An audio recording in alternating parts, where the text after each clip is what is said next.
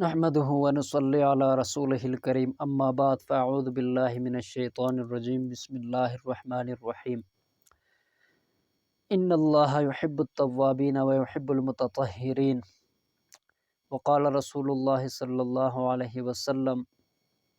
الدنیا سجن المؤمن وجنت الکافر صدق اللہ وصدق رسولہ النبی الکریم۔ محترم حضرات، اللہ رب ذوالجلال ارشاد فرماتے ہیں کہ اللہ رب ذوالجلال توبہ کرنے والوں کو بہت زیادہ پسند فرماتے ہیں، اور رسول اللہ صلی اللہ علیہ وسلم ارشاد فرماتے ہیں کہ دنیا جو ہے مسلمان کے لیے قید خانہ ہے اور کافر کے لیے جو ہے یہ جنت ہے۔ مطلب اس دنیا کے اندر مسلمان جو ہے وہ تنگ دستی میں رہے گا، پریشانی میں، بیماری میں، آزمائش میں رہے گا، کافر جو ہے وہ خوشحال رہے گا۔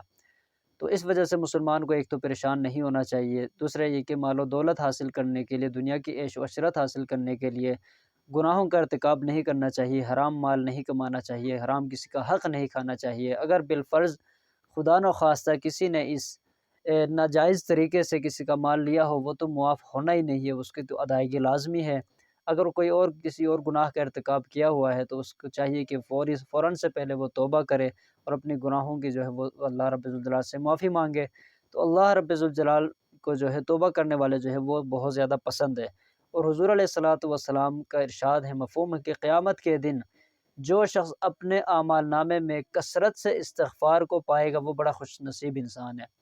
مطلب یعنی کہ خوش نصیب جو لوگ ہیں وہ ہوں گے جو قیامت کے دن اعمال نامے میں کثرت سے استغفار کو پائیں گے۔ مطلب وہ روزانہ کثرت سے استغفار کرتے رہیں گے، استغفر اللہ ربی من کل ذنب واتوب الیہ،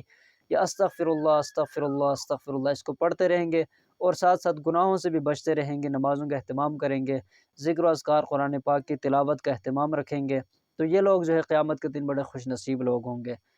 تو اسی حوالے سے ایک وظیفہ ہے، ایک مختصر عمل ہے کہ جو شخص چاہتا ہے کہ اسے مرنے سے پہلے سچی توبہ نصیب ہو جائے، وہ گناہوں سے معافی مانگنے کے بعد وہ دنیا سے چلا جائے، تو اس کو چاہیے وہ کثرت سے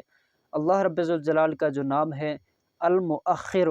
مطلب یا مؤخر پیچھے اور بعد میں کرنے والا یا رکھنے والا، یا مؤخر کو کثرت سے پڑھے گا، اللہ رب الجلال اسے سچی توبہ نصیب فرمائیں گے مرنے سے پہلے۔ مطلب مرنے سے پہلے یہ انسان سچی توبہ کرنے کے بعد یہ مرے گا، اسے مرنے سے پہلے توبہ نصیب ہو جائے گی۔ تو انتہائی مختصر عمل ہے، تو اس کو کثرت سے پڑھتے رہنا چاہیے، یا مؤخر یا مؤخر یا مؤخر، کم از کم روزانہ 100 200 300 مرتبہ اس کو پڑھتے رہنا چاہیے۔ تو اس کے علاوہ بھی اس کے بڑے فضائل ہے، اس کے بڑے اللہ رب الجلال نے اس نام کے اندر بڑے تاثیر رکھا ہوا ہے، تو وہ بھی انشاءاللہ تعالیٰ اس بندے کو نصیب ہو جائیں گے۔ تو اللہ رب الجلال ہم سب کو مرنے سے پہلے مرنے کی تیاری کرنے کی توفیق عطا فرمائے، اور اپنے گناہوں سے توبہ کرنے کی توفیق عطا فرمائے، اور گناہوں سے بچنے کی ہم سب کو توفیق عطا فرمائے۔ وما علینا الا البلاغ المبین۔